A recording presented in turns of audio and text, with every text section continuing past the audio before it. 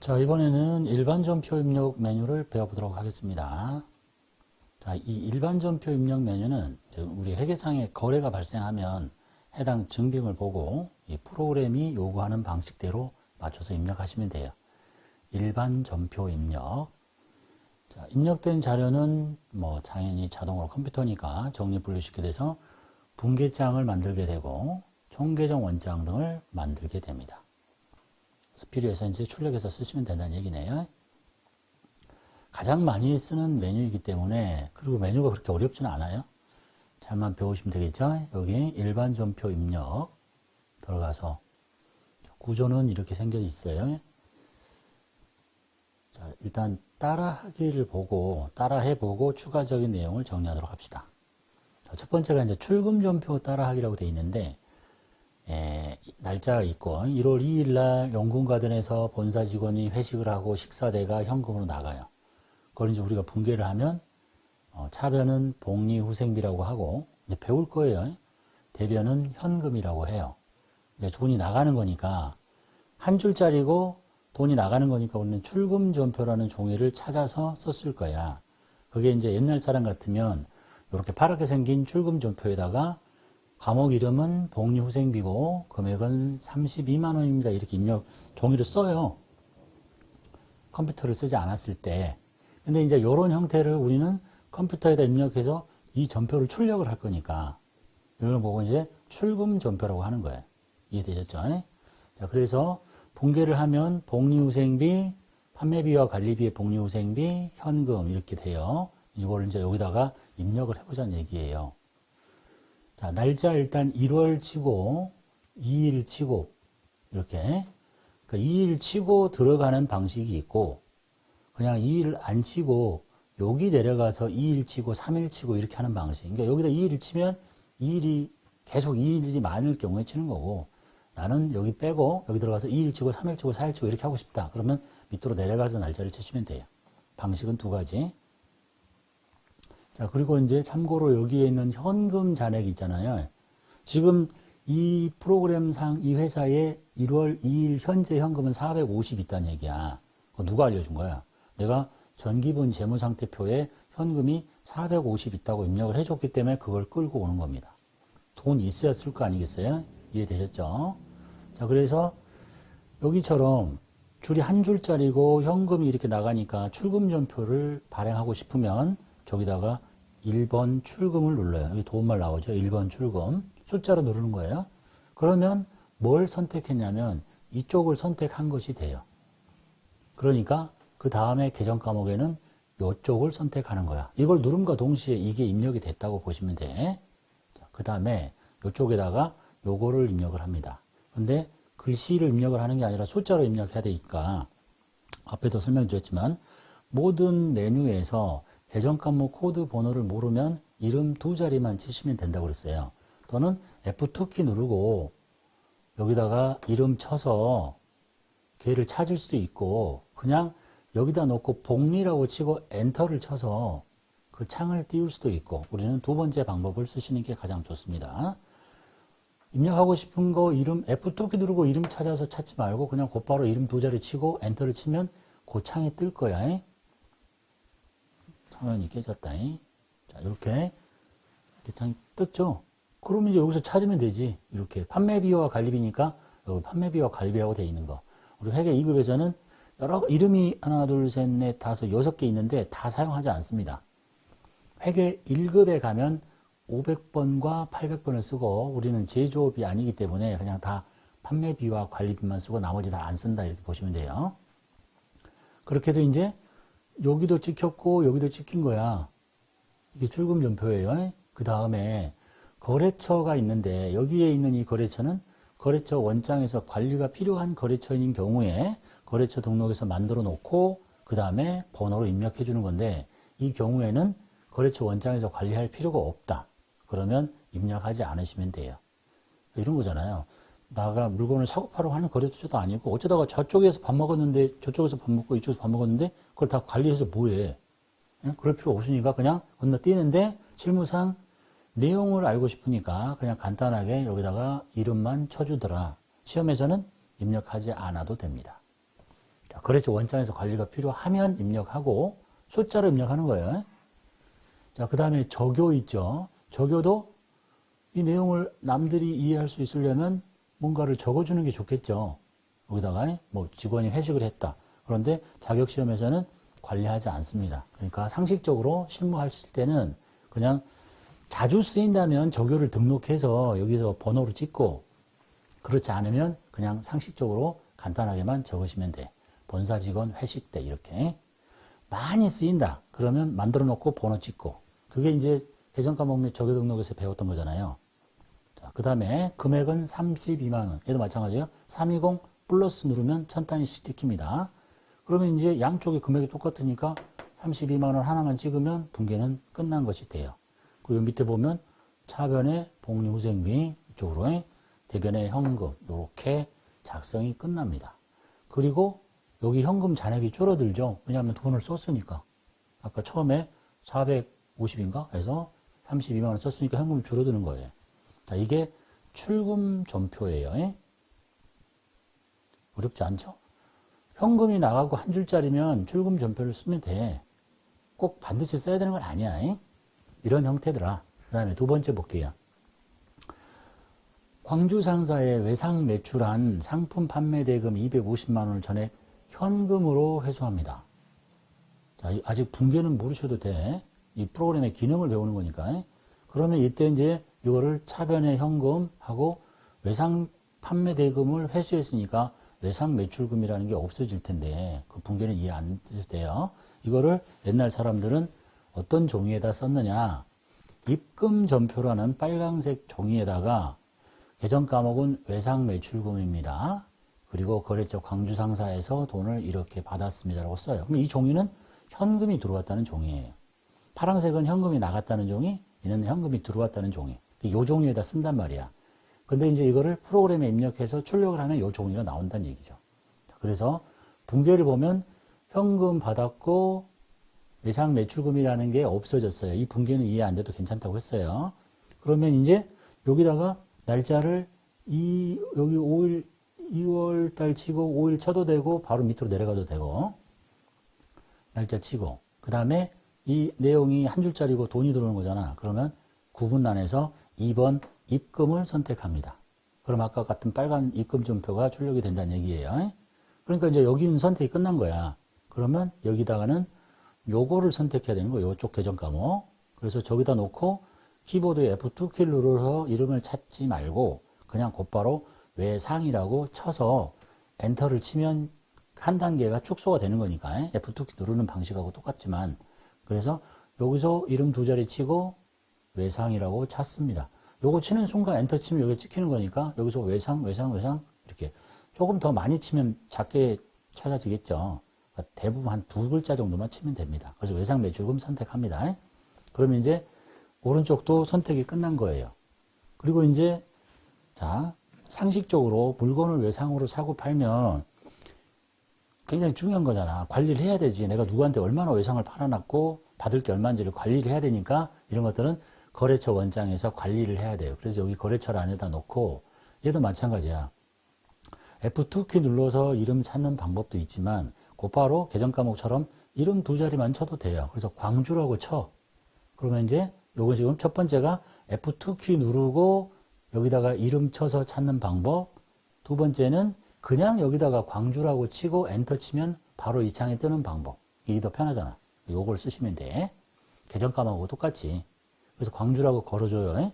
이거는 거래처 원장에서 관리가 해야 되니까. 거래처 원장에서 관리를 하고 안 하고는 지 맘인데 이건 너무나 당연하게 모든 회사가 다 하는 거예요. 자, 그래서 적요 있는데 적요도 뭐 자주 쓰는 적요가 하나 보이면 그냥 외상대금 현금 회수 딱 맞는 게 있지.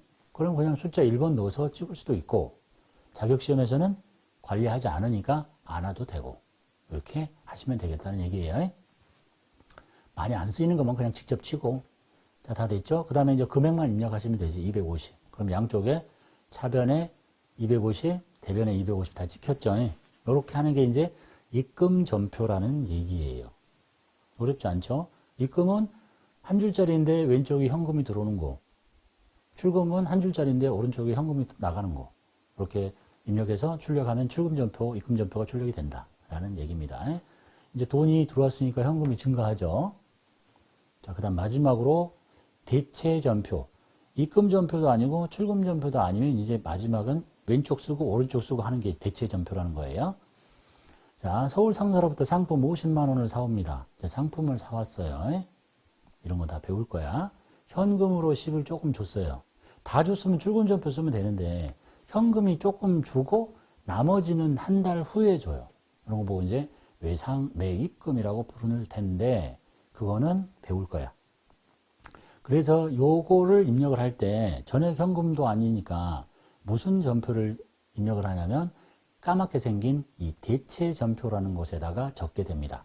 그래서 왼쪽에 계정 과목 적고 금액 적고 오른쪽에 계정 과목 적고 금액 적고 뭐 저기에다 그렇게 입력해주고 요렇게 했었더래 옛날에.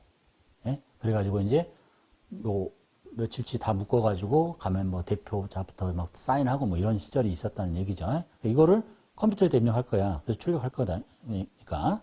자, 그래서 들어가서 날짜가 3월이죠. 3월 치고 밑에 15일 친 다음에 이제 차변을 먼저 할지 대변을 먼저 할지는 본인 편한 대로 하시면 돼요.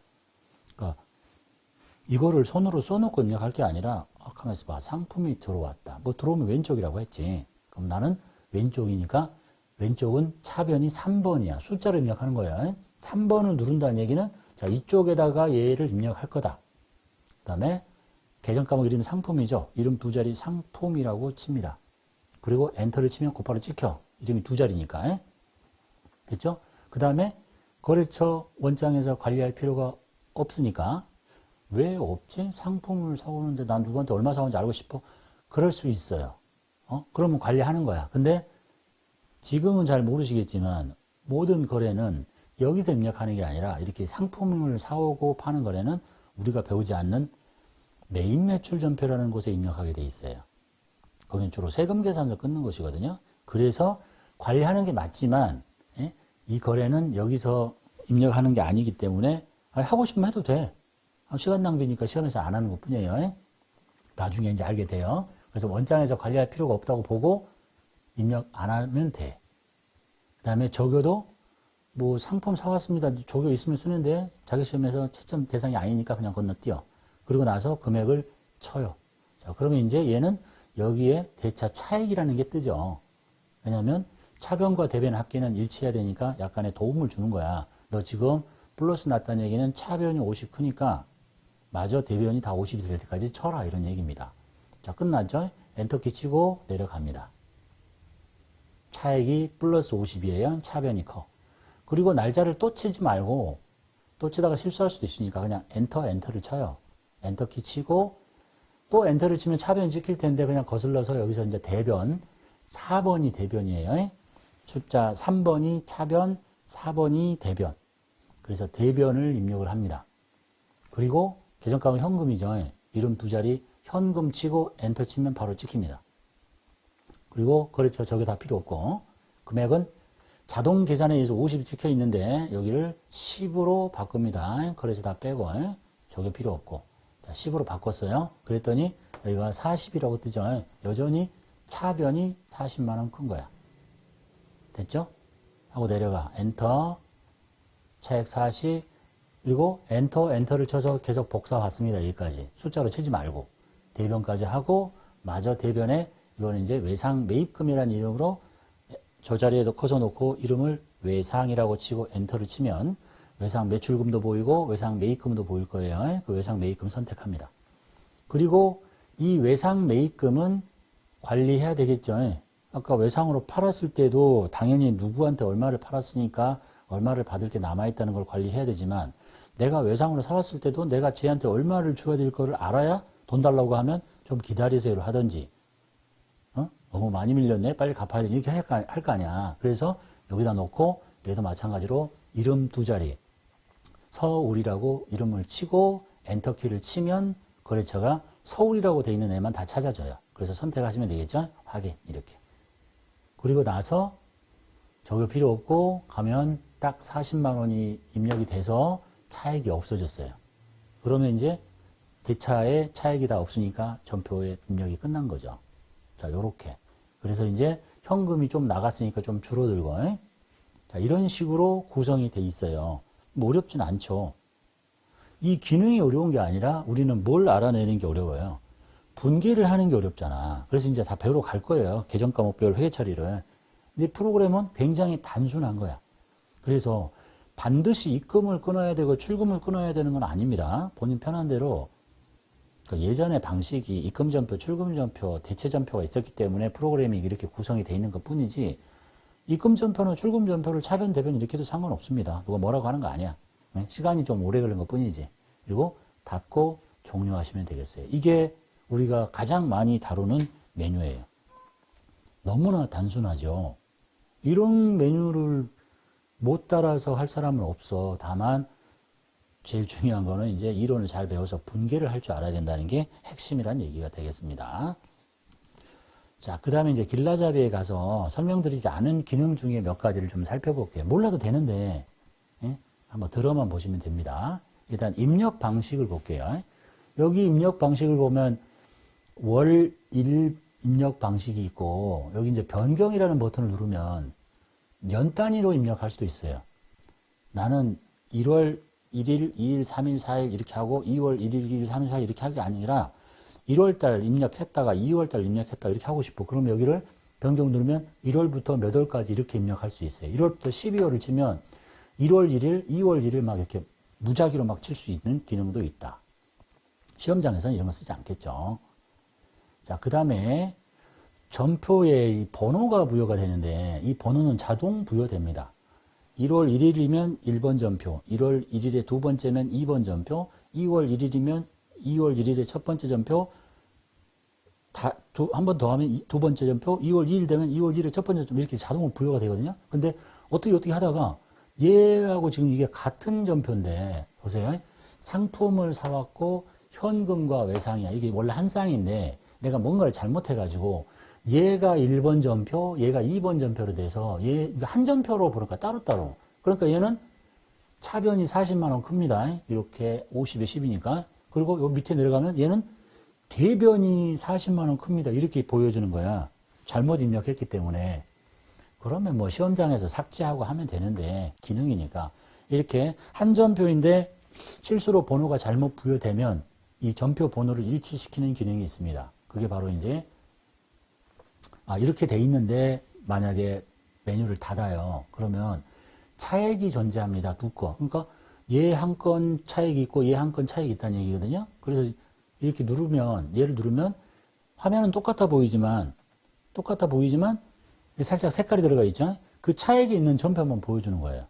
그 전표만. 그래서 차액이 있는 전표 있으니까 나가지 말고 수정해라 이런 얘기입니다. 그래서 커서를 여기다 놓고 여기 번호 수정 버튼을 눌러봐요. 그러면 원래 커서는 여기 안 들어가도록 돼 있어요. 근데 번호 수정을 누르면 커서가 이리 들어가요. 그래서 강제로 여기 번호 수정이라고 뜨잖아요. 강제로 번호를 일치시키면 돼.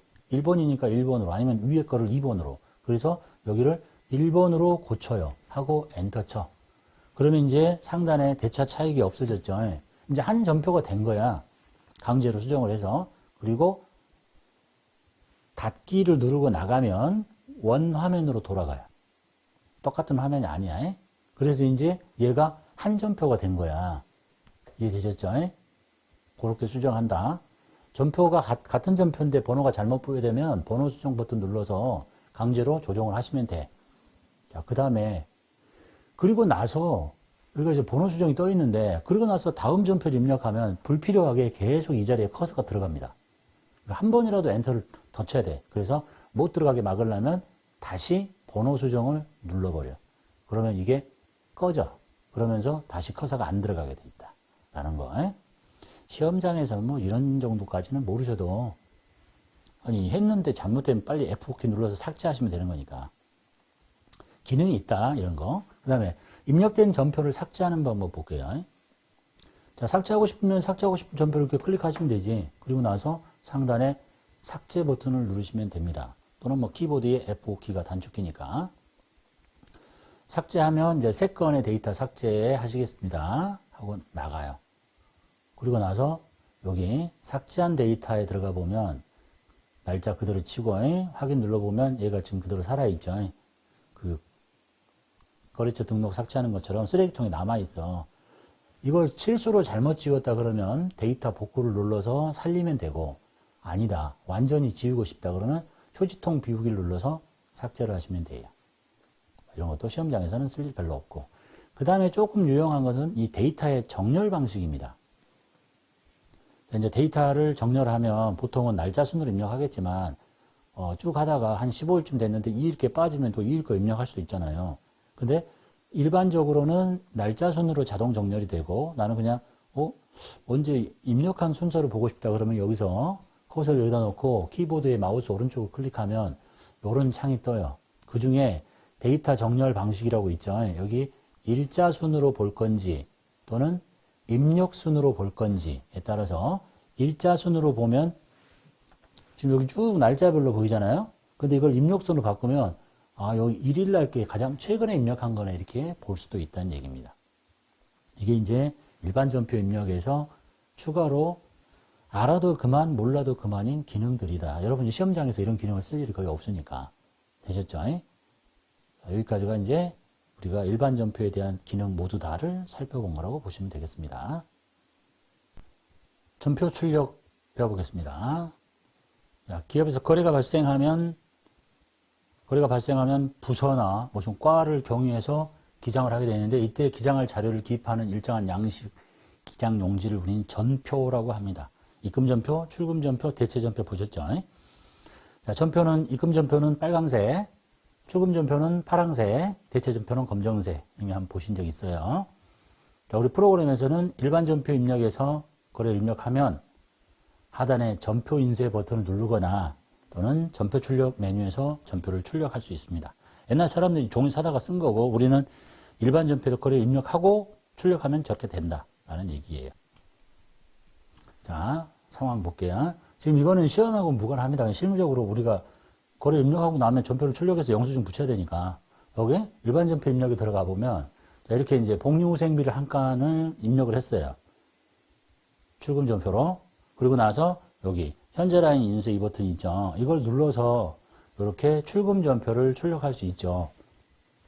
이거는 그냥 자기가 A4 용지를 집어넣어서 출력하는 거고, 양식을 팔아요. 그 양식을 프린트에다 넣고 그냥 글씨만 출력하면 빨강색에다가 파란색에다가, 이게 출금이니까 파란색이겠지. 그렇게 출력할 수 있다는 얘기입니다. 자, 또는 여기에 전표 출력이라는 메뉴에 들어가서 날짜 치고 출력하고 싶은 전표들을 체크한 다음에 이렇게 출력하시면, 여기 인쇄 버튼이죠. 인쇄 버튼 눌러서 이렇게 출금 전표 또는 뭐 입금 전표, 대체 전표 한꺼번에 다 출력할 수 있다라는 얘기입니다. 시험과 무관하고, 이제 실무에서 여러분이 거래가 발생해서 영수증 갖고 오면 이걸 보고 입력을 해. 그리고 나서 출력을 한 다음에 그 영수증 붙여서 모아놔야 되니까, 증빙으로. 그래서 닫기 누르시면 되겠네요. 분계장 보겠습니다. 자, 분계장이란 분계를 기록하는 장부, 주요 장부 중에 하나입니다. 분계장, 총계정 원장. 자, 분계장은 거래가 발생한 순서대로 기록한 장부입니다. 분계하고 쭉 다. 그래서 이거를 각 계정에 옮겨 적기 위해서 필요한 중개수단이다라고 설명을 드렸죠. 자, 볼게요. 이제 우리는 여기 일반 전표에서 입력을 하고 나면 전표도 출력했었고, 그 다음에 이제 이 분계장은 뭐 매일매일 출력하는 건 아니겠죠. 1년에 한 번 마지막에 출력을 하시면 되는 거예요. 뭐 한 달별로 해도 되고, 하고 나서 구분 선택한 다음에 들어가 보면 분계된 게 있어요.